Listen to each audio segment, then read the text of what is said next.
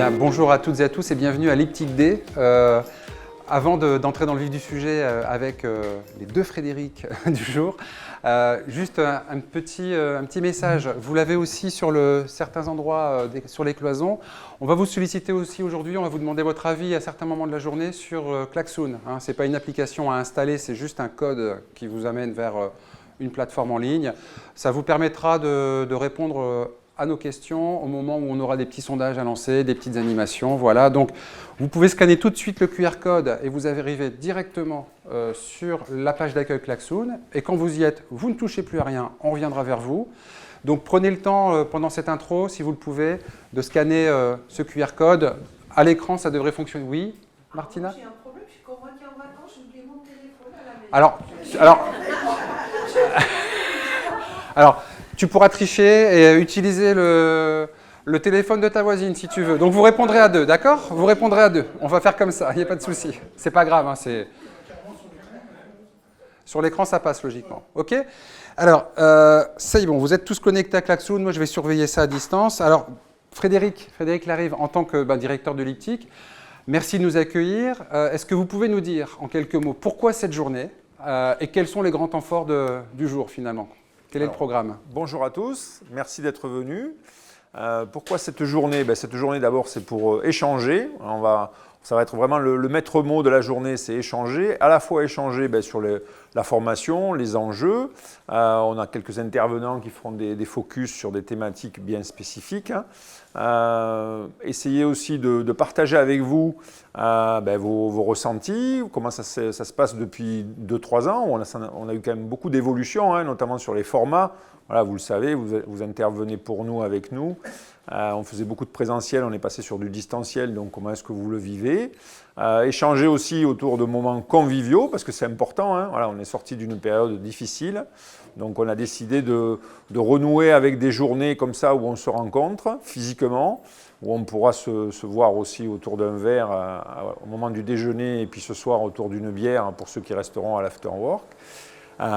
Et puis voilà, c'est un moment agréable à passer entre nous, et c'est aussi le début. C'est un peu le premier, c'est pour ça qu'on a appelé ça l'Iptic Day. Ça sera le premier d'une longue série, c'est-à-dire que c'est un rendez-vous que l'on veut, auquel on veut donner une récurrence, à minima une fois par an. Et entre deux rendez-vous, il y aura des échanges. L'idée, c'est qu'on arrive à travailler ensemble, avoir un peu une communauté, c'est les mots à la mode, voilà, au travers d'échanges, de capsules aussi, de formations qu'on vous proposera. Ça, on y travaillera aussi un petit peu cet après-midi, puisque la journée va être découpée il y a 2 grands temps. Il y a ce matin où on est vraiment sur des temps d'échange et d'information avec des experts, et où on va un petit peu parler des enjeux de la formation professionnelle et des évolutions. Et cet après-midi, on vous mettra un peu plus à contribution dans ce qu'on appelle l'Iptic Lab, où là, il y aura des ateliers de travail et après une restitution. Voilà. Donc, on veut que ça devienne vraiment des temps forts au sein de l'Iptic, à minima une fois par an.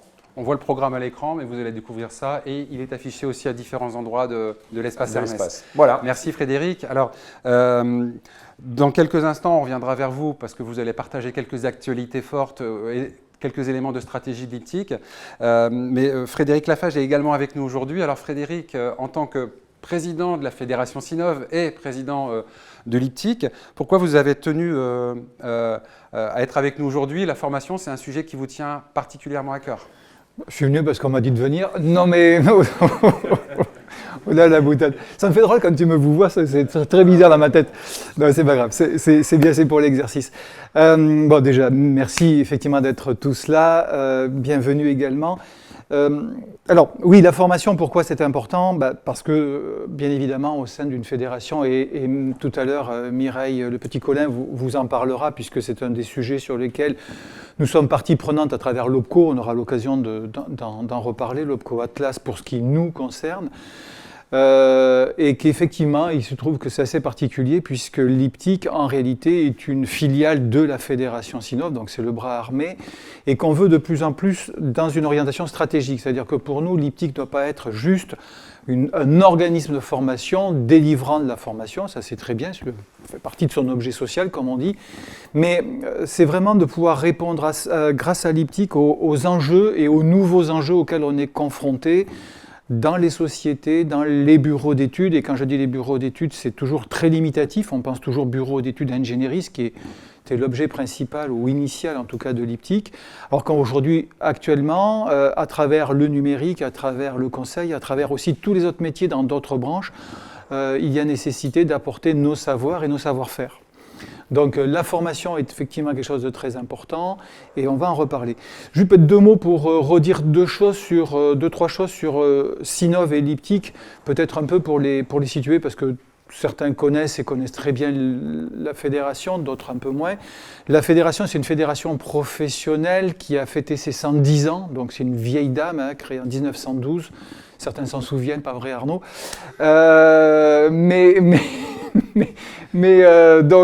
donc c'est une vieille dame composée de 14 syndicats professionnels, des syndicats métiers, dans lesquels on retrouve justement les métiers de l'ingénierie, qui sont les métiers historiques, puisqu'au départ c'est la Chambre des ingénieurs et experts de France, donc voilà le terme initial de Sinov, et qui est également aujourd'hui très présente dans les métiers du conseil et dans les métiers du numérique. Alors ça couvre un champ qui est très très large, dans une branche professionnelle qui devient une des plus grandes branches de France, puisque c'est 80 000 entreprises, un peu plus d'1 million de salariés, 1 100 000 salariés, donc c'est une branche qui s'est beaucoup développée, une branche de la prestation de services intellectuels.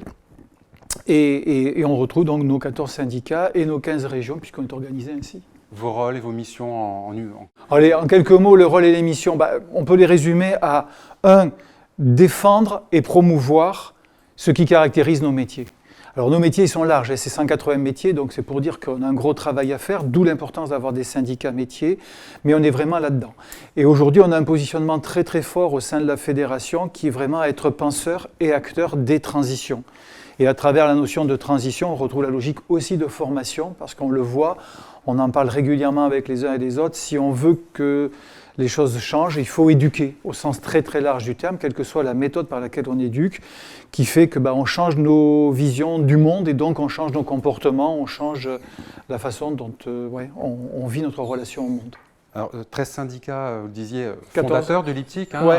voilà, et donc justement, si on creuse un peu le sujet de la formation qui nous réunit aujourd'hui, Ouais. quel rôle joue la Fédération Sinov dans la politique de formation? Et quels sont les enjeux finalement dans ce fonctionnement? Alors je vais en parler très peu parce que je pense que Mireille va y revenir tout à l'heure spécifiquement. On est donc au sein du conseil d'administration de l'OPCO Atlas. L'OPCO Atlas, c'est l'OPCO qui réunit plusieurs fédérations, donc on retrouve les métiers, notre branche qui s'appelle BETIC, Bureau d'études techniques, ingénierie, conseil, mais on retrouve également la banque, avec lesquelles effectivement on a des structures qui n'ont rien à voir. Juste pour redonner 2-3 chiffres, tout à l'heure je vous disais il y a à peu près 80 000 entreprises dans la branche, il y a 99,4% très précisément des entreprises qui sont des PME, TPE, c'est-à-dire moins de 250 salariés. Et vous en avez 97% qui ont moins de 50 salariés. Donc on est sur une caractérisation de notre branche qui est des toutes petites entreprises. Dans la banque, si je n'ai pas besoin de faire de schéma, on est dans le schéma complètement inverse. On a avec nous les experts comptables qui sont dans des logiques similaires aux nôtres, on a des agents d'assurance, etc. Donc à travers tout ce petit monde-là, qu'est-ce qu'on cherche à faire? On cherche à définir justement nos besoins, nos orientations de formation qui se traduisent au sein de l'OPCO Atlas, par exemple, à travers les actions collectives nationales, auxquelles l'IPTIC répond à travers les appels d'offres qui sont lancés, par exemple, et donc d'orienter à la fois les fonds, parce que les fonds, là aussi, c'est un vrai sujet, sur les, je ne sais plus combien il y a, mais Mireille en reparlera, mais on est à plus de 350 millions de collectes, voire davantage. On doit gérer en réalité 30 millions, donc il y a 300 millions qui repartent à Bercy et qu'on ne voit pas, alors que c'est l'argent des entreprises. Bon, c'est comme ça.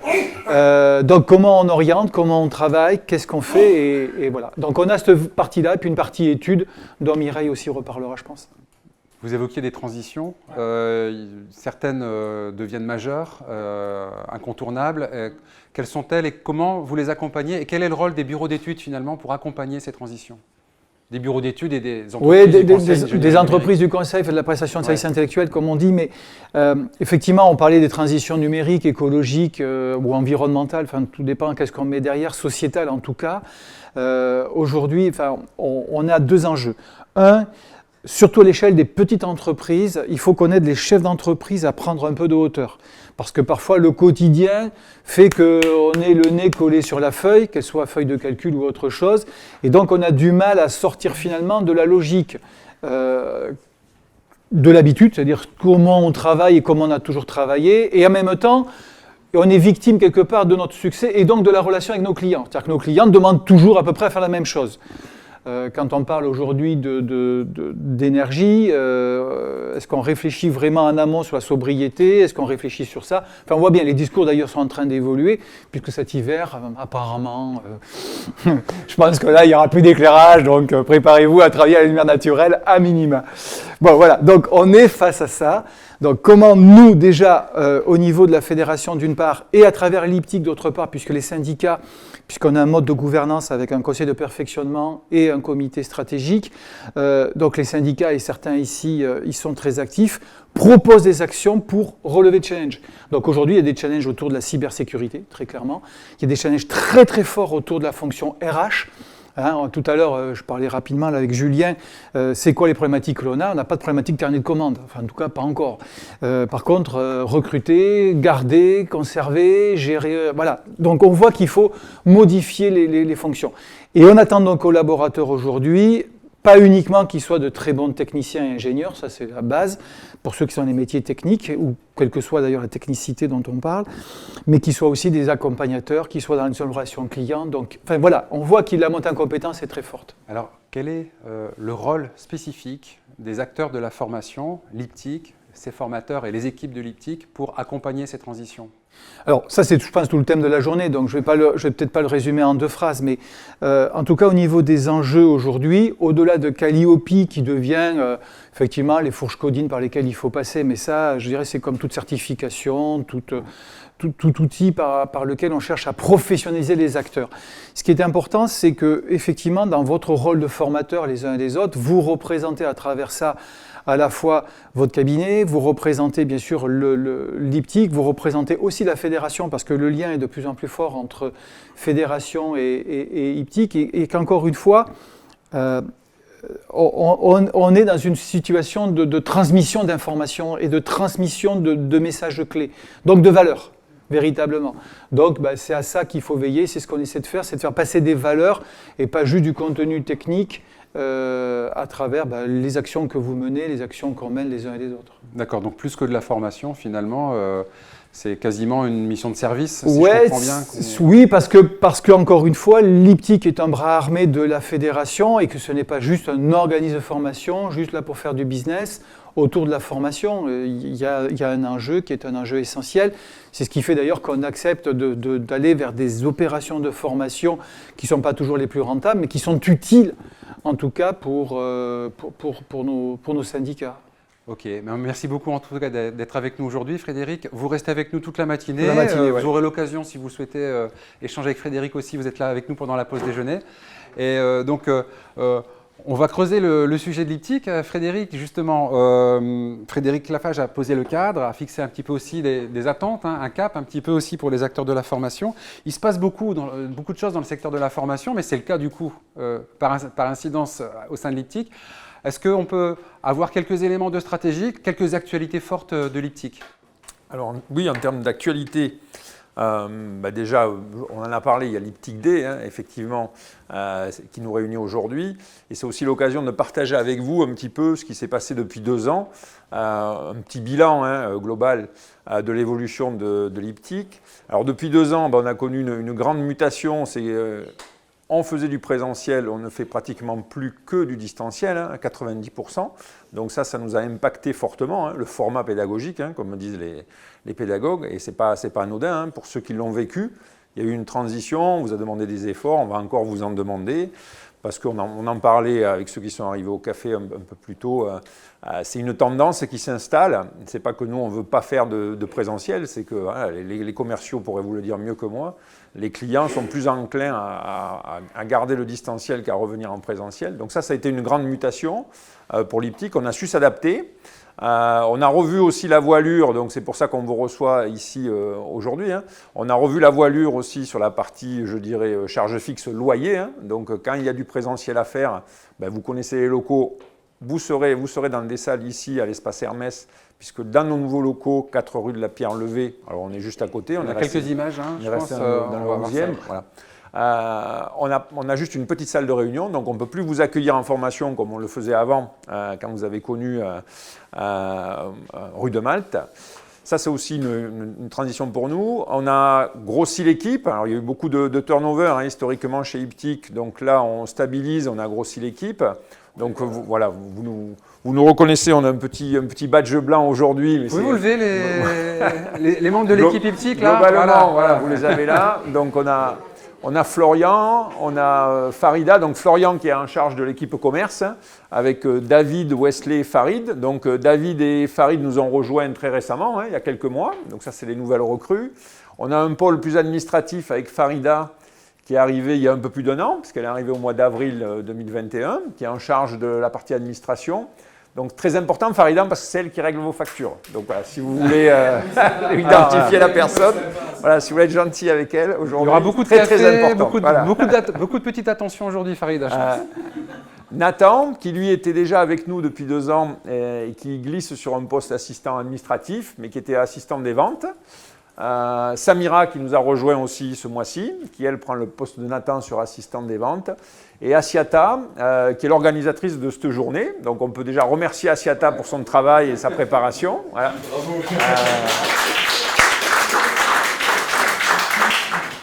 Qui est en charge de la communication. Ouais. Donc vous voyez déjà, rien que se dire, tiens, ils sont 9 et ils ont une chargée de communication, c'est pas anodin, c'est aussi que l'époque a changé. Hein. Si on n'est pas, je dirais, spécialiste, ou si on n'a pas un spécialiste de la communication, c'est difficile parce que les concurrents, ils communiquent aussi, ils ont des spécialistes, donc on a trouvé ça important, à notre niveau à nous, à notre échelle, d'avoir un spécialiste de la communication. Et c'est pour ça aussi qu'on veut avoir une récurrence sur les événements qu'on organise avec vous. Voilà. Donc ça, c'est important. Il y a aussi... Juste les nouveaux locaux, tout le monde les a vus déjà ou pas encore? Non, parce qu'on y voilà, fait très peu. Petite découverte en avant-première, hein, et puis bon, c'est on pas est à très côté, loin, c'est 4 rue de la Pierre-Levée, on est à 2 stations de métro. Avec une petite vidéo comme ça qui permet de prendre un peu de hauteur et découvrir la plateforme. Plutôt donc sympa. c'est un open space. Voilà, ok. Voilà, c'était le petit clin d'œil par rapport au... Ce qui nous permet de baisser les charges fixes à tous ceux qui ont des bases de comptabilité auront vite compris en fait. Voilà.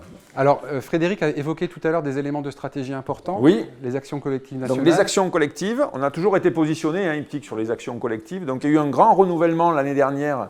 Atlas a renouvelé la totalité de ses actions collectives puisqu'on est passé sous le code des marchés publics. Donc c'était un petit peu une façon différente de répondre. Globalement, toutes les actions collectives qu'on avait déjà, on y a répondu, on a été retenu. On est très présent sur les audits énergétiques, les ENR. L'ARE 2020, donc ça effectivement c'est une nouvelle formation qu'on a au catalogue et qui est très très active depuis le début de l'année, même je dirais depuis la fin de l'année dernière. On s'est positionné sur une nouvelle action collective nationale qui est stratégie, management stratégique des TPE-PME. Donc ça, cette nouvelle action collective, c'est aussi une façon pour nous d'essayer petit à petit de s'ouvrir vers des formations plus transverses et comme disait M. Lafage, et pas toujours ciblées bureau d'études. Parce que c'est vrai que Iptic, depuis des années, et c'est pas rédhibitoire de faire les deux, on s'est forgé un nom sur bureau d'études ingénierie, on est très pointu là-dessus, et on a décidé stratégiquement de continuer à être pointu sur ces thématiques-là. Ça a été aussi l'occasion de développer la formation IRVE cette année, conception, installation des bornes électriques, qui est quand même importante pour nous. Et là, on s'inscrit vraiment dans l'ADN Iptic. Voilà, si on disait, ça c'est notre ADN, nouveau produit dans l'ADN Iptic. Mais si on veut aussi, nous, se développer, il faut qu'on aille chercher d'autres produits. Et les produits transverses, parce qu'on en reparlera aujourd'hui, les thématiques transverses, c'est les thématiques qui sont aussi d'actualité et sur lesquelles il y a un besoin de formation. Donc, un exemple, c'est management stratégique des gestions et gestion des TPE-PME. Voilà. D'accord. Vous aurez l'occasion de formuler vos idées cet après-midi, on n'en dit pas plus. Tout à fait. Une grande avancée aussi, un moment quand même important pour l'Iptic en 2021, c'est Calliope. Certification Calliope, donc ça vous en avez déjà entendu parler, on a pu échanger au travers de mails. Donc certification Calliope, Alexandra va vous en reparler. C'est essentiel pour les OF d'être certifiés Calliope, vous le savez, sinon il n'y a pas de fonds mutualisés, c'est-à-dire pas de fonds des OPCO, ni de Pôle emploi, ni de la région, ni de qui vous voulez. De toute façon, globalement, c'est obligatoire pour avoir des fonds, mais ça devient, je dirais, un peu le tampon qualité des OF, c'est-à-dire que même un OF qui ne voudrait pas bénéficier des fonds mutualisés, il va être obligé de se faire certifier. Et ça veut dire donc un audit initial de certification, un cycle de 3 ans pour le renouvellement et au milieu un audit de suivi qui chez nous va se passer à la fin du premier semestre 2023. Oui, on n'est pas Calliope ad vitam aeternam. On n'est pas Calliope, et je dirais même que l'audit de certification, comme beaucoup de certifications, et ça vous connaissez bien dans vos métiers, ce n'est pas l'initial qui est difficile, c'est de tenir dans le temps, puisque pour l'auditeur, l'initial, il regarde un état des lieux, et ce qui l'intéresse 18 mois après, c'est que tout ce que vous avez mis en place, vous l'avez fait vivre, quoi. Donc voilà, donc ça fait partie des évolutions qu'on a connues. Alors pour 2023, en 1 minute, si c'est possible, 1 ou 2 minutes, qu'est-ce qui va se passer? On a presque rattrapé Qu'est-ce qui va se passer en 2023? En 2023, on va continuer notre ADN, c'est-à-dire formation sur les métiers bureaux d'études d'ingénierie, et on va commencer à s'ouvrir vers des formations plus transverses, à destination de publics différents. Sortir aussi des ACN, hein, parce que les ACN, c'est un financement spécifique. Tout à l'heure, vous aurez un petit focus et on vous expliquera un petit peu les différents financements. Et sortir aussi de ces financements-là, c'est-à-dire aller plus sur d'autres financements de la formation, voire, parce que c'est aussi, je dirais, le marché de la formation qui évolue comme ça, de plus en plus, les entreprises vont devoir financer sur leur fonds propres la formation. Et là, il y a un rapport un petit peu différent. À partir du moment où on finance sur ses propres fonds la formation, on a des exigences un petit peu différentes que quand c'est l'OPCO qui prend en charge la facture. Donc voilà, donc ça, c'est des évolutions. C'est une des raisons aussi pour laquelle l'équipe commerce a grossi, parce que ça veut dire que le développement commercial est différent entre vendre du fonds propre et vendre du subventionné, entre guillemets. Ce n'est pas la même démarche commerciale, ce n'est pas les mêmes propositions commerciales qui sont derrière. Donc ça fait partie aussi des évolutions, formation de l'équipe, et on continue donc de travailler sur ce qui est l'ADN d'IPTIC, bureau d'études d'ingénierie, si on doit résumer, hein, et on s'ouvre vers d'autres marchés, et surtout, d'où l'IPTIC Day et le campus IPTIC qu'on va avoir derrière, et surtout petit à petit, on essaie de travailler ensemble sur, comme l'a dit Arnaud, si vous avez des idées de produits, de marché, on est à l'écoute, les commerciaux sont là aussi pour en discuter avec vous, et surtout pour petit à petit créer une famille. Alors vous n'êtes pas les collaborateurs directs, vous n'êtes pas salariés d'IPTIC, mais l'idée c'est que petit à petit, les intervenants IPTIC se sentent intégrés à une famille. Voilà. Donc c'est important aussi les moments conviviaux comme aujourd'hui. Encore plus fort qu'une communauté, ça. Une famille, oui, c'est plus fort qu'une communauté. Très bien. Merci beaucoup Frédéric. La transition est toute trouvée. Alors, soit vous me laissez en tête-à-tête avec Alexandra, soit vous vous mettez à ses côtés. Donc, soit vous rejoignez le premier rang ou vous restez là, comme vous voulez. Je vais passer par là-bas. D'accord. Je vous laisse. On va tout de suite. Vous pouvez Non, il faut que j'aille voir. Je reviens après. On va passer à la première grande séquence de cette journée, la masterclass de l'IPTIC. Alors la masterclass, ça va durer toute la matinée. L'idée, c'est de vous aider à prendre de la hauteur par rapport aux transformations qui sont en cours, à avoir des avis d'experts justement sur des sujets qui vous concernent directement ou pas. Alors qu'on soit de l'équipe commerciale, administrative, qu'on soit formateur, quelque part, tout ce qu'on va se dire aujourd'hui et tout ce que vous allez produire, ça vous concernera. En tout cas, ça vous impliquera plus directement peut-être pour les formateurs, ça vous concernera pour les équipes de l'IPTIC. Mais bon, c'était intéressant pour nous de pouvoir vous réunir aujourd'hui parce que vous faites partie d'une même famille. Hein. Je me reprends les termes de Frédéric. Alors pour commencer cette masterclass, je suis ravi. Et Alexandra, vous l'avez vu depuis tout à l'heure, écoutez attentivement ce qui se disait en introduction. On est ravi d'accueillir Alexandra Kamicki, fondatrice d'Humana, pour nous parler d'un sujet. Un sujet qui gratte un petit peu, hein. Calliope, bon, c'est satisfaisant de l'avoir, c'est du travail, etc. Mais ça se mérite et ça ne se fait pas tout seul. Avant d'entrer un peu plus dans le vif du sujet, Alexandra, un petit mot pour présenter Humana ? Oui, donc moi j'ai créé Humana donc, il y a 8 ans. Humana est basée à Lille mais intervient sur toute la France avec comme objectif en fait, de favoriser l'épanouissement professionnel. Et donc pour ça en fait, on a des prestations qui sont autour de 3 pôles. Le premier pôle, ça va être le bilan de compétences, l'accompagnement individuel pour aider chacun à se positionner dans sa vie professionnelle. On a un deuxième pôle qui est la prévention de l'épuisement professionnel, du burn-out ou l'accompagnement des personnes suite à un burn-out. Et puis le troisième pôle, c'est celui qui nous intéresse aujourd'hui, qui est l'organisation du développement des compétences des salariés. C'est-à-dire que moi, ça fait 20 ans que je travaille dans la formation professionnelle. Avant de créer Humana, je travaillais dans un cabinet juridique et un spécialisé dans la formation professionnelle. Et donc aujourd'hui, je continue en fait l'accompagnement des entreprises, mais aussi des OPCO et de surtout les métiers de la formation, l'évolution de la législation, Calliope aussi, enfin voilà, toutes ces belles choses qui font avancer la formation professionnelle. On est ravis. On entre tout de suite dans le vif du sujet ou... Allez, Ouais, tant qu'à faire, un petit... on enlève tout de suite. Ouais. On se remet sur Klaxoon, c'est ça? Parce que avant de nous présenter justement les enjeux. Oui, parce que donc au-delà de Calliope, on va là parler surtout d'un sujet dans Calliope, parce que alors si je devais vous parler de tout Calliope, ce serait un peu beaucoup. Et là, on va parler d'un sujet alors qui gratte aussi encore plus que Calliope, qui va être le sujet des évaluations.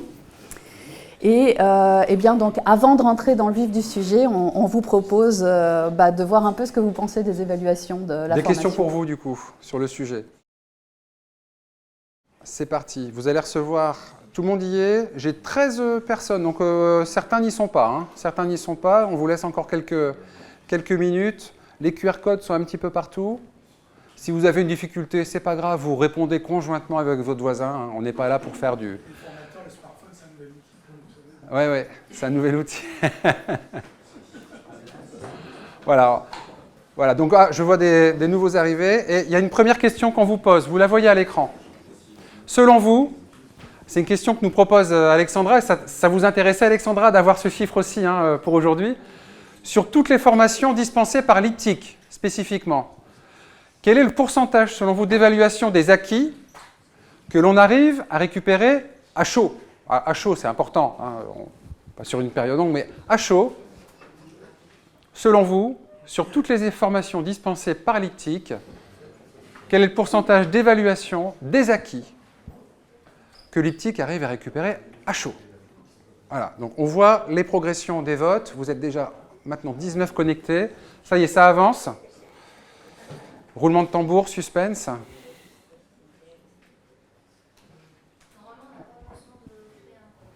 Oui, logiquement, Non, ça...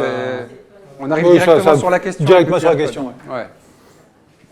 Si vous passez par le site Klaxoon et le code à entrer en bas, c'est pareil, on vous demande juste un pseudo. OK? Ah. Allez, on a les 2/3 déconnectés qui ont répondu. Alors, pas de pression, hein, c'est juste pour prendre un petit peu le pouls de la salle et permettre aussi à Alexandra ensuite de... Les bonnes réponses sont un café en plus. Ouais, c'est ça. Je fournis la liste comme convenu. C'est anonyme, on n'en fait rien, c'est vraiment pour animer cette première séquence. Hein. Donc, bon, allez, on se dit encore 10 secondes et c'est pas grave, hein, c'est juste pour donner le chiffre et puis prendre un peu le pouls. Encore 10 secondes, 5. Il y a encore des hésitants? Allez, on se lance. Ah, ça y est, on est aux 3/4. Bon, je considère que c'est suffisant pour... comme quoi. Hein. Allez, j'y vais, ne plus attendre. Alors, vous aviez plusieurs propositions. Ah bon, il faut évaluer. Bon, y a des petits poils à gratter dans la salle, on va s'amuser, ça va être sympa. Ceux-là, on peut prendre les noms quand même. Alors, regardez bien ce qui se passe. On vous avait proposé 79% et 48%. Vous avez été partagé quasiment à 50-50 entre ces deux chiffres. La vraie réponse, c'est 30%. Voilà, c'est 30%. Donc, on n'en dit pas plus. C'est juste pour vous permettre un peu de réaliser un petit peu. On dit bien à chaud. Hein. C'est-à-dire qu'après une certaine période, certaines relances, voilà, ce chiffre augmente. Mais à chaud, c'est quand même là qu'on récupère le plus d'évaluation, logiquement. Voilà, c'est ce chiffre-là. Si je peux me permettre une Oui. remarque. Oui. Pour avoir par ailleurs dans mes sociétés, une société qui bosse dans la formation, aujourd'hui, certains clients en font le critère pour le paiement des factures. Pas de synthèse de l'évaluation, pas de paiement de facture. Je le précise. Si on ne paye que 30% des factures de l'IPTIC, on va payer que 30% des factures des formateurs. Ah oui. Uniquement ceux qui ont envoyé les évaluations. Voilà, c'est juste pour aider, c'est pour contribuer. Donc vous êtes quand même grosso modo loin de la réalité pour l'instant, en tout cas, mais voilà. Une deuxième activité, une deuxième question que Alexandra souhaitait vous poser, c'est une question ouverte là, pour le coup. On se rend compte que ce n'est pas facile pour tout le monde. Et moi-même, en tant que formateur, je le dis, ce n'est pas facile, donc ce n'est pas grave, mais on vous pose une question ouverte. En un mot, un verbe ou un adjectif, quelles difficultés rencontrez-vous en tant que formateur pour évaluer des formations? Alors mettez bien un seul mot, un seul verbe ou un seul adjectif, parce que si vous mettez une phrase, ça va la décomposer en plusieurs mots. Et donc, on va voir un nuage de mots se composer petit à petit de vos avis sur le sujet. Le temps arrive en premier lieu, le timing, voilà, le temps encore. Hein. Alors, on se donne 30 secondes. 30 secondes, hein, c'est vraiment pour prendre le pouls encore une fois. Allez-y, hein. Cherchez pas s'il y a des fautes, etc. C'est pas grave, on comprendra, c'est vraiment... Ça y est, ça bouge. Timing, équité, le jugement, tiens, intéressant. L'imagination. Ah oui, il faut avoir de l'imagination peut-être aujourd'hui pour évaluer différemment. Définir les prérequis.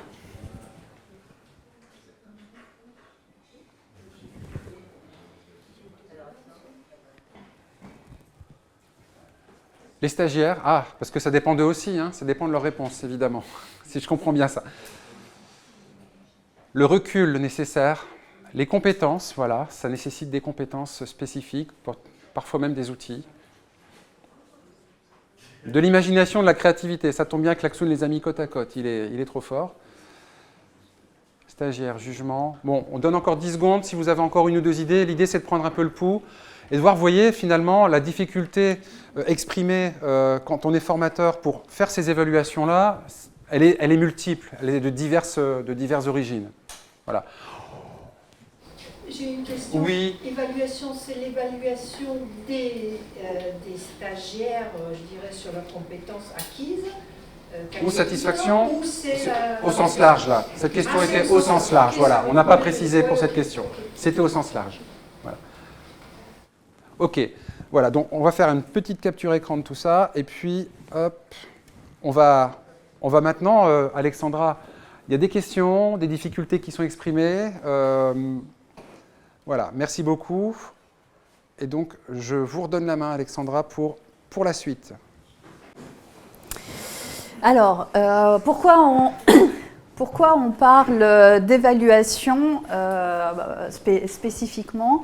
Eh bien, c'est parce qu'on a besoin de l'évaluation pour mesurer l'impact de la formation. Avant même de vous parler de Calliope, en fait, on ne parle jamais de formation sans parler d'évaluation. Alors quand on est à l'école, je dirais, ça nous semble logique. On peut être plus ou moins d'accord sur la façon de noter, mais ça paraît évident d'évaluer d'une certaine façon les acquis des enfants, des jeunes, de façon à savoir s'ils peuvent passer en fait au niveau supérieur. Ça paraît évident d'évaluer quand on doit apprendre à écrire à un enfant, à lire à un enfant, est-ce qu'il sait au moins déjà déchiffrer les lettres? Donc on a bien cette notion d'évaluation, on comprend bien l'utilité de l'évaluation qui est d'évaluer en fait ce que c'est la personne de façon à voir si on va pouvoir l'accompagner pour la former au niveau suivant. À partir du moment où on part sur la formation pour adultes, c'est vrai que l'évaluation dérange un peu plus. On a déjà un petit peu plus de mal avec l'évaluation. Alors, je pense qu'il y a différentes raisons à ça.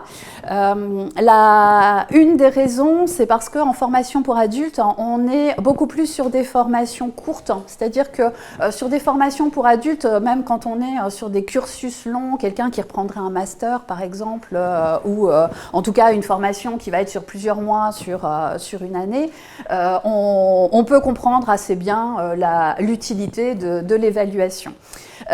Sur la plupart quand même des formations que l'on donne en formation pour adultes, on est sur des formations qui vont être sur une journée, sur 2 jours, 3 jours peut-être. Et là, c'est vrai que du coup, on voit un petit peu moins l'utilité d'évaluer sur ce type de formation. Pour autant, eh bien, le législateur, moi ça fait 20 ans que je travaille donc, dans la formation professionnelle, et même déjà il y a 20 ans, quand on prenait la définition juridique d'une action de formation, on nous rappelait bien qu'on parle d'action de formation à partir du moment où il y a une évaluation. Sinon, on n'est pas sur de la formation, on est sur de l'information. Imaginez, j'ai un logiciel, si je vous explique comme ça comment fonctionne ce logiciel, et puis c'est tout, après je vous laisse vous débrouiller avec ce que je vous ai expliqué, je vous laisse vous débrouiller avec pour l'utiliser. Là, on est sur une session d'information. Et ce qui va faire la différence avec de la formation, si je vous forme vraiment à utiliser ce logiciel, c'est parce que derrière, je vais vérifier que vous avez bien compris ce que je vous ai, appris en fait pendant la journée de formation. Donc, l'évaluation est très importante pour faire la différence entre l'information et la formation. Comme je vous le disais, dans la définition de l'action de formation telle qu'elle était donnée dans le Code du travail, pendant très longtemps, on insistait bien sur cette notion d'évaluation. Alors pendant très longtemps, on a biaisé, je ne sais pas depuis combien de temps vous travaillez dans la formation, mais je sais qu'au début où je travaillais dans la formation, en fait on biaisait, c'est-à-dire qu'à partir du moment où on nous demandait des évaluations, dans les dossiers formation, ce qu'on mettait, c'était les évaluations de satisfaction. Et on restait en fait sur ce niveau d'évaluation, c'est la feuille qu'on remettait en présentiel qui est pour évaluer si les participants ont apprécié la formation, est-ce qu'ils ont, comment ils ont vécu cette formation, est-ce que ça correspondait à leurs attentes, etc. Ça, là-dessus, on est vraiment sur l'évaluation de satisfaction. Dès 2009, le législateur il était déjà venu nous dire que l'attente dans une formation, ce n'est pas uniquement l'évaluation de satisfaction, c'est vraiment aussi évaluer les acquis. Qu'est-ce que les personnes ont appris dans cette formation.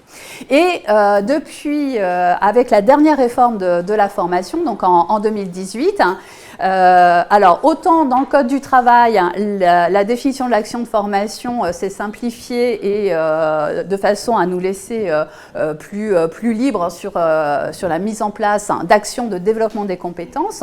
Mais par contre, on a basculé, en fait, cette vérification des évaluations, on l'a basculé sur Calliope. Et donc, tous les organismes de formation, et on vous a rappelé tout à l'heure l'importance, en fait, pour les organismes de formation d'être certifié Calliope, parce que non seulement ça permet d'avoir accès à tous les financements, de toute façon aujourd'hui on n'a plus aucun financement de formation si l'organisme de formation n'est pas certifié Calliope, et au-delà de au-delà des financements, ça assure aussi une certaine norme de qualité de l'organisme de formation.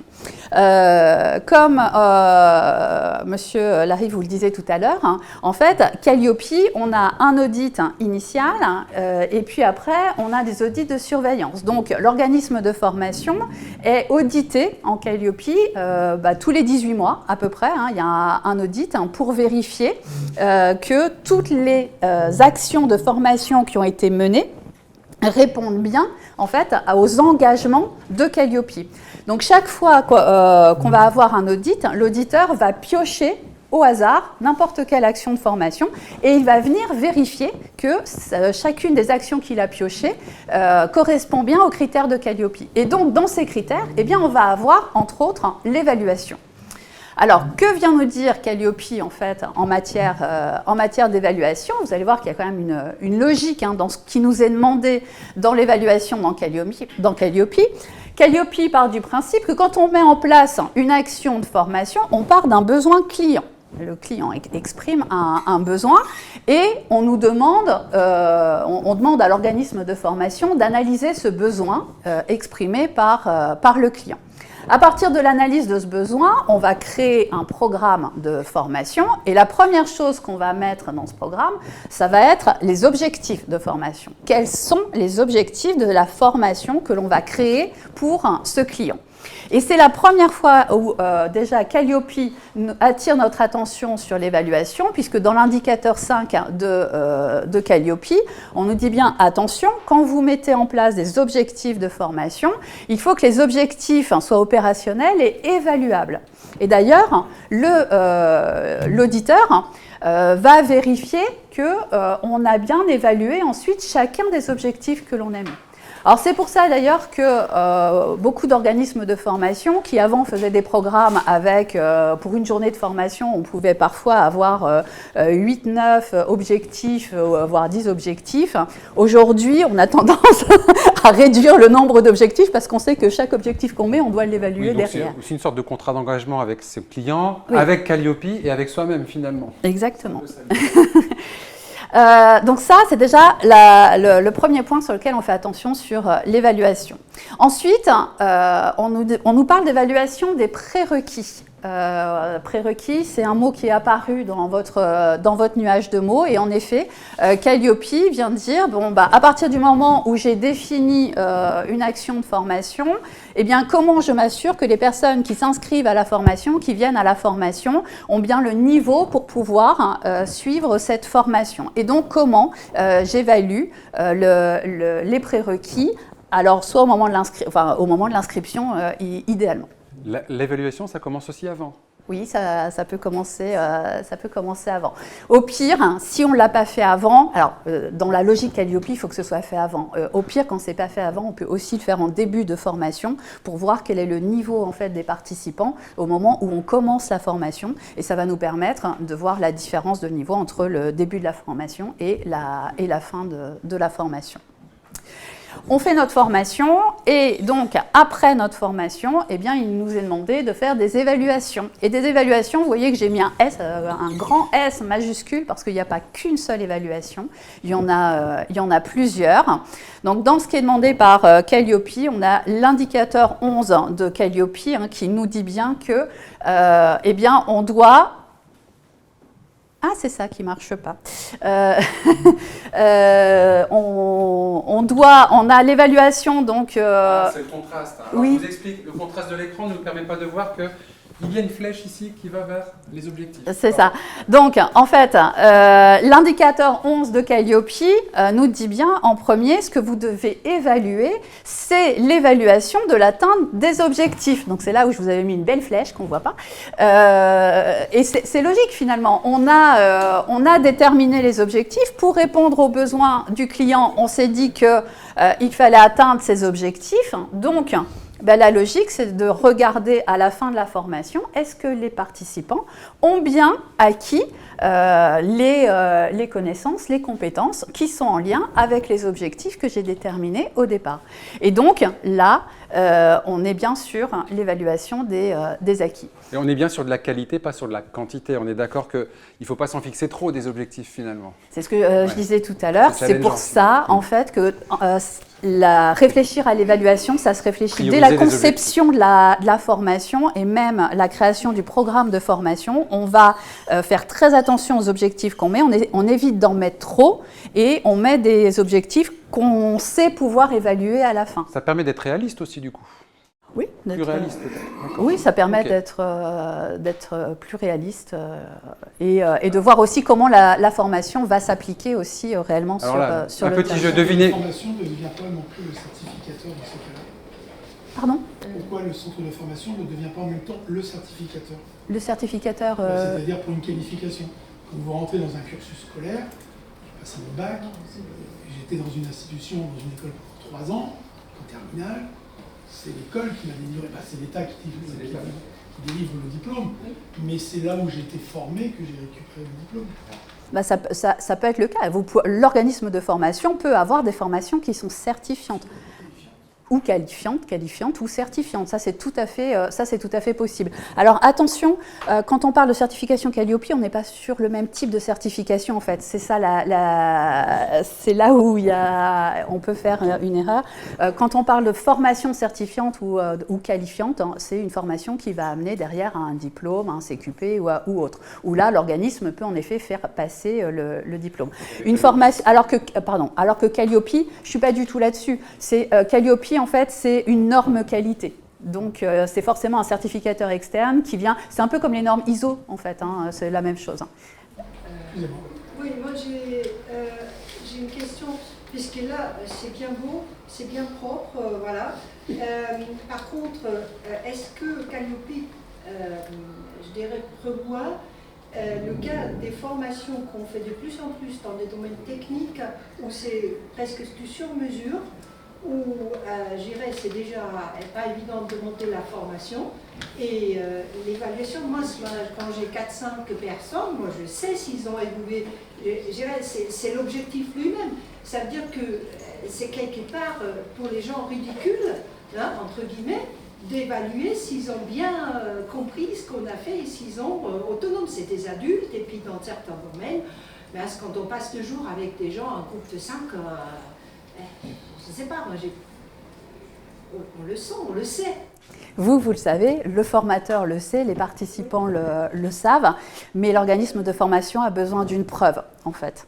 Et c'est juste pour cette preuve écrite, administrative. Parfois, ça fait, je dirais effectivement, bon voilà, c'est un peu idiot. Hein.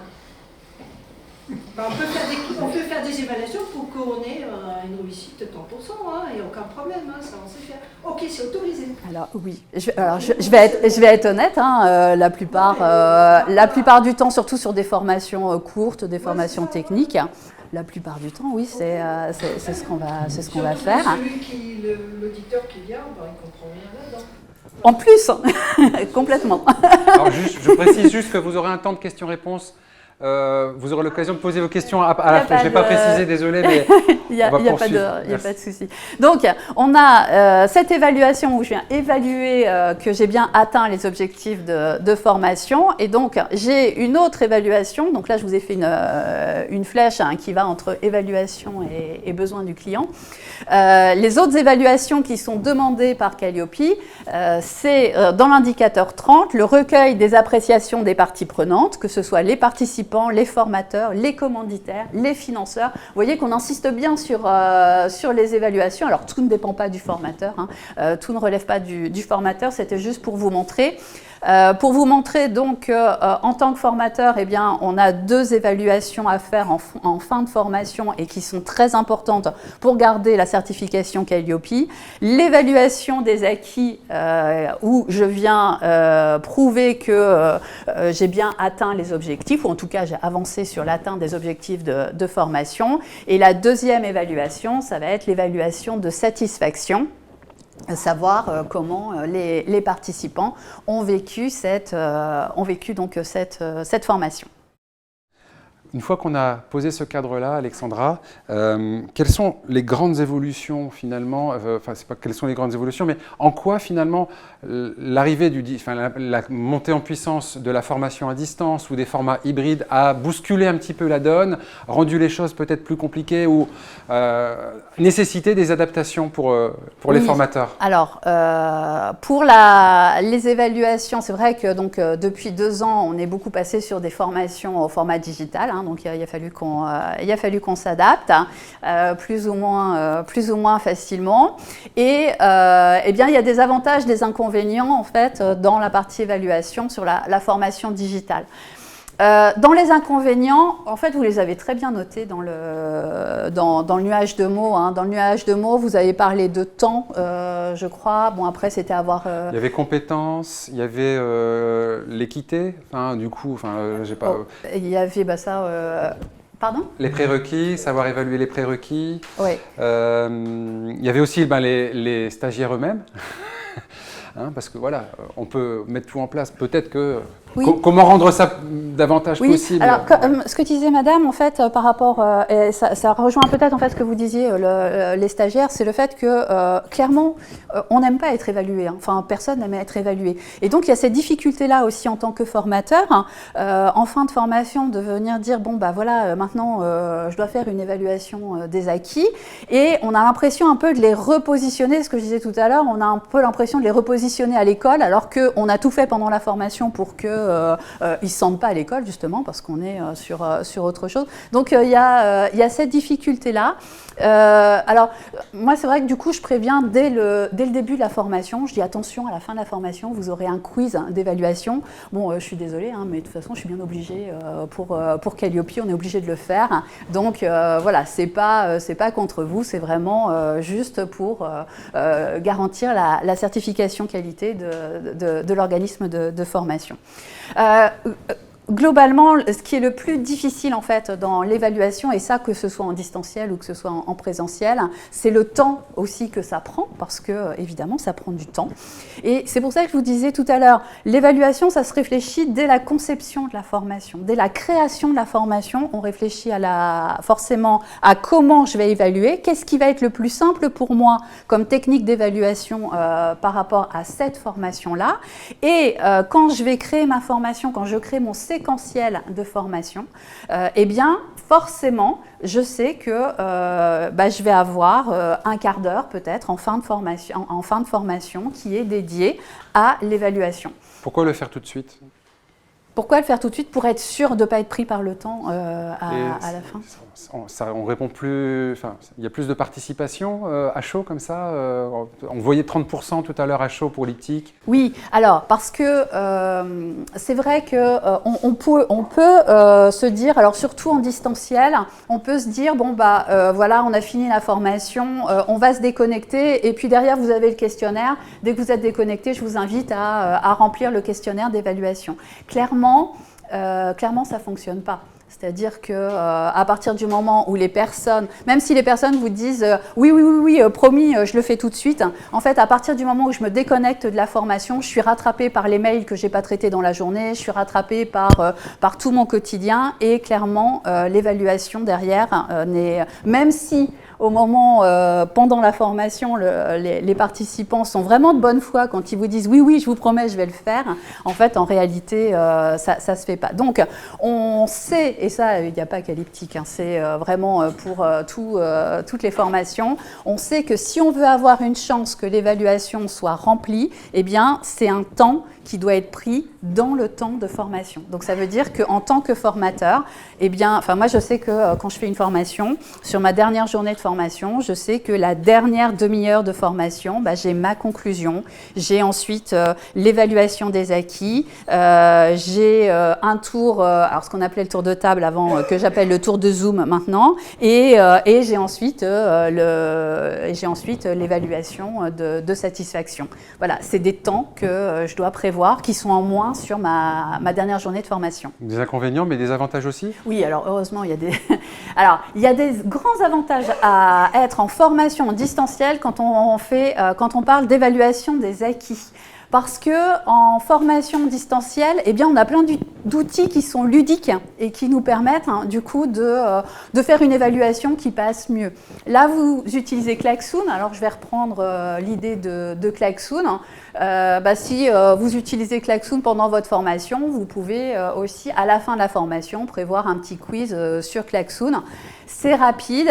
Il n'y a pas besoin d'avoir... alors, ça dépend de la durée de votre formation, mais il n'y a pas besoin d'avoir 50 questions. Vous pouvez avoir une question par objectif. Vous pouvez avoir que 5-6 questions. Ça suffit. Et au moins, eh bien, on a les résultats tout de suite. Par rapport à quand on fait une formation en présentiel ou si je fais le même quiz en présentiel sur feuille, après, en tant que formateur, je vais devoir faire toutes les corrections de quiz. Eh bien là, en fait, je n'ai pas besoin. La correction se fait automatiquement et c'est bien pratique. Pas que Klaxoon en plus. Non, il n'y a pas que Klaxoon, j'y reviendrai après. Juste dernier avantage, c'est vrai que alors, les outils comme Klaxoon ou autres, les outils en ligne qui permettent de faire une évaluation ludique, c'est vrai que quand on est en présentiel, moi je les utilisais même avant le Covid et je sais qu'un des problèmes que j'avais, c'est que souvent les gens n'avaient pas forcément de connexion, ils n'avaient pas leur téléphone, la connexion fonctionnait mal. Là, vous êtes en distanciel, vous êtes sûr qu'ils ont une connexion Internet et vous êtes sûr qu'ils ont les outils qui vont bien, sinon, de toute façon, ils n'auraient pas suivi la formation. Donc là, pour le coup, c'est un plus d'être en distanciel. Donc, en effet, en formation distancielle, on a différents outils. Je vous ai parlé de Klaxoon parce que c'est ce que vous utilisez aujourd'hui. Dans le même type que Klaxoon, vous avez aussi WooClap, qui est la version belge de Klaxoon. Moi, je les aime bien. Et vous avez aussi Bicast, mais qui sont des solutions payantes. Je sais qu'à Elliptic, vous avez Sphinx, donc il y a certainement possibilité aussi avec Sphinx d'imaginer des choses. Sphinx est déjà utilisé donc, pour les évaluations de satisfaction à Elliptic, et eh bien, je suis sûre que si vous travaillez avec Elliptic, il y a possibilité en fait d'utiliser aussi Sphinx pour peut-être des quiz d'évaluation des acquis. Vous avez peut-être aussi, en tant que formateur indépendant, vous avez peut-être aussi vos logiciels, vos propres logiciels de gestion en fait de la formation. Moi, je sais que j'utilise Digiformat, mais il n'y a pas que ça, c'est tous les logiciels en fait de gestion de la formation. Souvent proposent aussi des outils d'évaluation, évaluation de satisfaction et évaluation des acquis. On en reste au quiz à ce niveau-là, il y a moins de possibilités, mais ça reste possible. Et puis, il y a un outil qui est gratuit et qui fonctionne très bien aussi pour l'évaluation, si ce n'est qu'il n'y a pas de correction automatique, c'est Google Forms. Vous pouvez tout simplement en fait, faire un questionnaire sur Google Forms, un petit quiz sur Google Forms. Je termine parce que en fait, dans tout ce que je vous ai, dans les outils que je vous ai donnés, j'ai souvent pris des exemples de quiz en fin de formation. Alors, parce que je vais pas vous cacher, je vous le cache pas, c'est vraiment ce qu'il y a de plus simple quand on fait une évaluation des acquis, de réussir à faire un petit quiz. On regarde quels sont les objectifs de la formation et on regarde si je peux faire une ou deux questions par objectif et faire un quiz final. Même qui est très simple, ça suffit, il n'y a pas à se casser la tête, donc c'est ce qu'il y a de plus simple. Après, il y a des formations dans lesquelles le quiz n'a aucune raison d'être, franchement ça reste, c'est vraiment compliqué. Par exemple, alors là, il y a d'autres choses. Ça peut être demandé en fait aux participants de faire une démonstration et puis en tant que formateur d'avoir une petite grille de notation par rapport à une démonstration qui a été faite. Donc ça peut être une présentation qui est réalisée par le participant. On peut avoir aussi une présentation qui est réalisée par le participant, par exemple sous format PowerPoint, et puis qui nous envoie après. En fait, ce qu'on nous demande, c'est, en tant que formateur, quelle preuve vous avez de l'évaluation des acquis. Donc la preuve, ça peut être un quiz, ça peut être une grille de notation que vous avez eue, ça peut être un devoir, entre guillemets, qui vous a été envoyé. Un cas pratique, par exemple, un cas pratique ou un... D'accord. Un cas pratique qu'on fait faire en fin de formation. On envoie ça, par exemple, sous fichier Word, on envoie le cas pratique, chacun le fait, et puis après, vous le renvoie en fin de formation et on a notre formation. Ou alors, je vous ai parlé de documents créés et complétés, par exemple, quand je fais la formation pour les formateurs qui veulent être certifiés Calliope, eh bien, ce que je fais moi ce que je fais en termes d'évaluation, c'est que j'ai un tableau Excel avec tous les indicateurs Calliope. Au fur et à mesure des sessions de formation, les formateurs remplissent comment ils vont répondre à chacun des indicateurs. Et à la fin de la formation, eh bien, je prends le tableau Excel tel quel et c'est un document en fait qui a été construit par les participants et ça permet aussi de répondre à l'évaluation des acquis. Voilà quelques idées rapidement sur ces évaluations. Merci beaucoup Alexandra. Oui, juste une remarque d'expérience. Bien s'assurer selon les entreprises avec lesquelles on travaille. Moi j'ai des problèmes avec certaines DSI qui refusent certains types d'outils. Oui, voilà, complètement. Il faut juste penser à ça avant. En amont à vérifier. Ouais. Voilà, ouais, c'est le truc tout bête au moment où on dit on ne peut pas se connecter, on n'a pas les autorisations pour aller les sur ce site. Les collectivités avec Zoom au début c'était compliqué. Voilà, par exemple. typiquement. Mais même pour faut juste bien vérifier en amont. Bien vérifier en amont. Ouais. Oui. Certains sont très... Il y en a de plus en plus qui le permettent, mais en effet, ça ne coûte rien peu avant de demander au client de faire un test. Alors avant de marquer une pause, comme convenu, on a une dizaine de minutes devant nous. Si vous souhaitez poser vos questions à Alexandra, réagir, apporter vos retours d'expérience également, c'est intéressant. On est là aussi aujourd'hui pour apprendre les uns des autres. Alors, oui. Il y a un outil que moi j'utilise pour évaluer, et ça je peux même le faire tout le long de la formation, c'est Kahoot.it. Oui, très juste. Et c'est ludique. Alors, on peut le faire soit en direct, oui. Et c'est assez marrant. Parce que Quand tu l'appelles, Marie-André? Kahoot. Kahoot. K-A-H D'accord. Et Kahoot.it. je l'ai déjà fait avec des étudiants ingénieurs. Les écoles, c'est très remplaçants utilisé. dans l'amphi, et c'est vraiment très très bien. Donc, et en plus, ça permet de voir si je dois revenir sur certains points pour que l'évaluation finale soit vraiment au top. Alors certaines d'entre vous qui ont suivi les classes virtuelles en 2021 justement ont cette valise un peu d'outils qui ont été partagés. Mais merci pour ce... Question, retour d'expérience. Alors juste si vous pouvez vous présenter avant de... Moi j'ai déjà parlé. Bon, Martine Acoste, je ne sais pas si... bon, moi je voulais juste donner une idée. Moi j'arrive à récupérer 100% des évaluations. Aucun problème, ça fait partie du cours comme c'était indiqué. Et moi je leur propose, à la fin, j'ai dit bon bah si vous voulez, vous rendez tout ça et après moi je suis connecté pendant 15 minutes et puis bon, bah, voilà, on discute, on vous donne la solution. Martina, vous pouvez juste préciser quel type de formation, c'est important, la nature des formations. Alors pour l'optique, j'ai fait juste la formation sur l'industrie, l'audit énergétique dans l'industrie. Sinon, moi je travaille dans la micro-informatique en partie. D'accord, merci. Quelqu'un d'autre? J'ai vu des mains levées tout à l'heure. Oui. Alors, juste vous présenter et puis aussi préciser dans quel domaine vous êtes formateur. Allez-y tous les deux. C'est pas grave. Bonjour, Jean-Marie Aimant, formateur au PC et coordonnateur SPS. J'anime une formation qui s'appelle AIPR, c'est l'autorisation d'intervention à proximité des réseaux. C'est pas pour les petits. Elle a été autorisée en visio par l'État, parce que c'était sanctionné, on va dire ça comme ça, par un quiz pendant la période Covid. Et puis, ça a été, on nous a demandé expressément de revenir en présentiel, parce que ça posait des problèmes de surveillance. Et effectivement, la surveillance sur les problèmes en visio, ça peut être un sujet, à mon sens. Vous avez déjà été exposé à ce type de remarques, Alexandra? Alors je sais qu'il existe des outils parce que j'interviens sur un titre de chargé RH, donc il y a un titre RNCP qui se fait par SuperH et je sais que SuperH est passé aux évaluations à distance, mais ils utilisent un outil, malheureusement j'ai pas le nom en tête là, un outil de surveillance vidéo en fait, mais qui est habilité, qui permet en fait de surveiller les examens à distance. Donc je sais que les outils existent.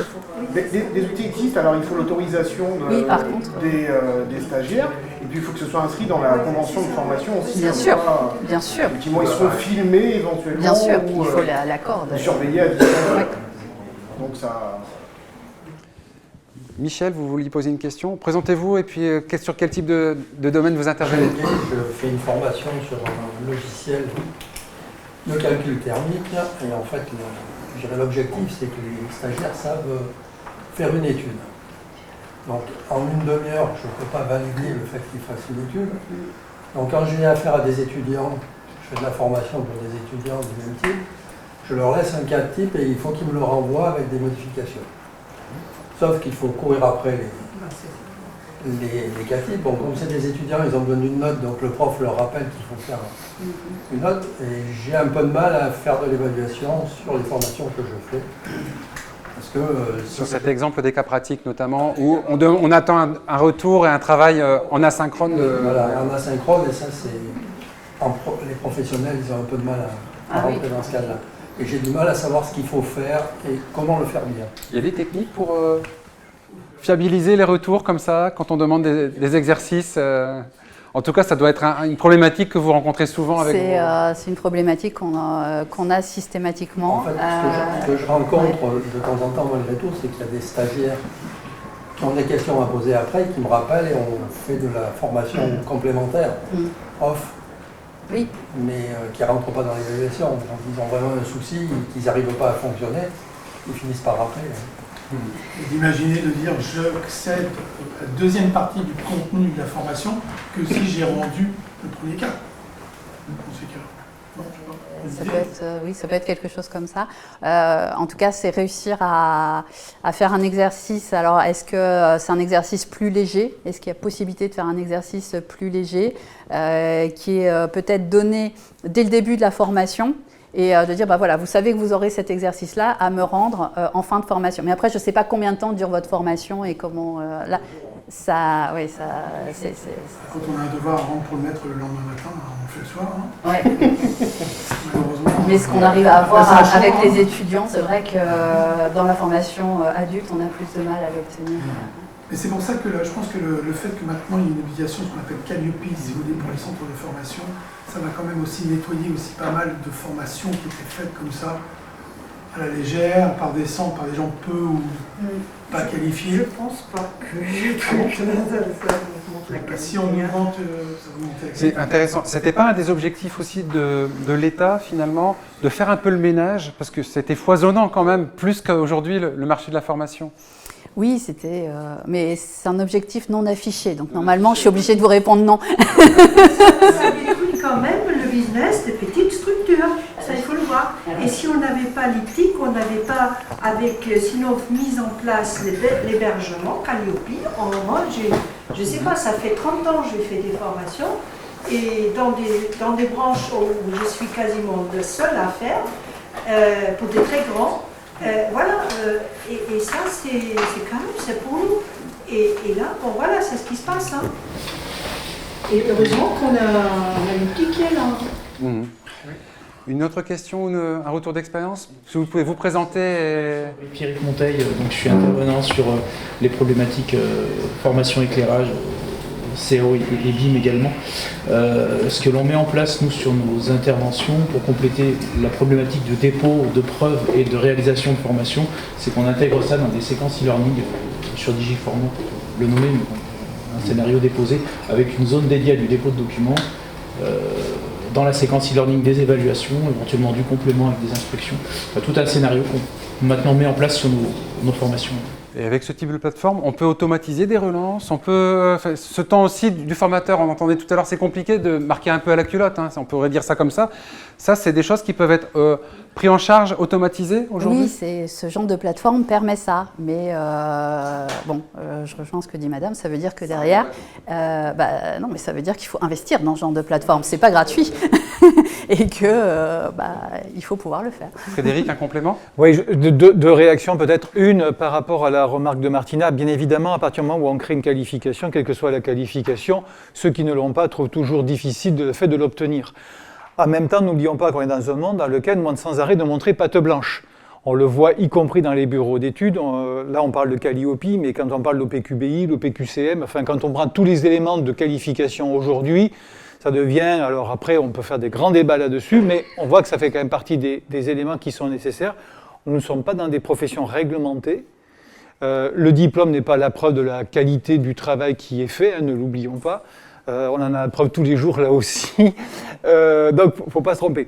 Et l'autre point que je voulais faire, c'était par rapport à une des difficultés certainement de l'évaluation et des prérequis, c'est les formations dites inter-entreprises, où justement les stagiaires arrivent en s'étant inscrits, et on a le problématique sur les ACN, hein, les gens s'inscrivent à une formation, parce que ça répond à leur truc. Par contre, le niveau dans lequel les gens se situent, vous allez le découvrir le jour où ça va démarrer.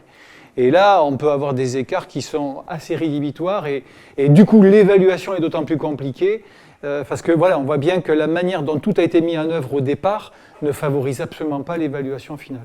Alors j'ai un petit truc pour ça, c'est un organisme de formation avec qui je travaille qui fait ça.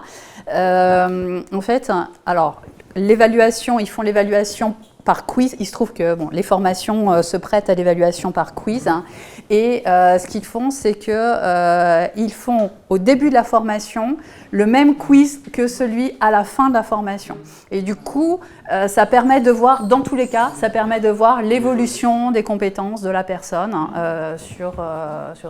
C'est un petit truc très simple. Ou pas. Ou pas. Oui, ou pas, mais ça permet de répondre par rapport à Calliope, ça permet de répondre quand même aux problématiques de Calliope. Alors on a encore le temps pour une ou deux questions ou un retour d'expérience avant la pause. Hein. Je sais que vous l'attendez avec patience, sachant que l'accueil café a été un peu long. Hein, donc, est-ce que vous avez encore des retours d'expérience, des questions? Oui, vous pouvez vous présenter et dans quel domaine vous intervenez? Moi j'interviens sur la SSI, système de sécurité incendie, c'est très normalisé et balisé par la réglementation.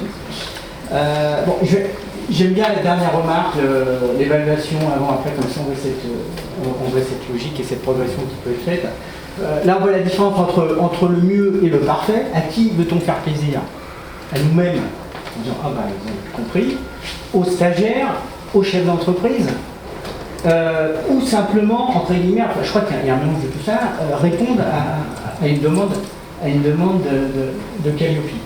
Alors, moi, ce que j'ai vu, c'est une différence entre le présentiel et le distanciel. C'est-à-dire sur le distanciel, comme ils ont droit à des docs, ou s'ils n'ont pas droit, bah, ils vont y aller. Du coup, je fais des QCM. Voilà. Malgré ça, on n'a pas forcément les réponses tout de suite. Alors, moi, j'aime bien cette idée-là Alors, c'est vrai que c'est difficile de... Où mettons le quota de la réponse et de la difficulté, en fait, de cette évaluation. Là, je crois qu'il y a... Je vous regarde parce que je pense qu'il faut qu'on fasse un échange avec les chefs d'entreprise. Est-ce qu'on titille ou est-ce qu'on va sur la base? C'est pas simple, quoi.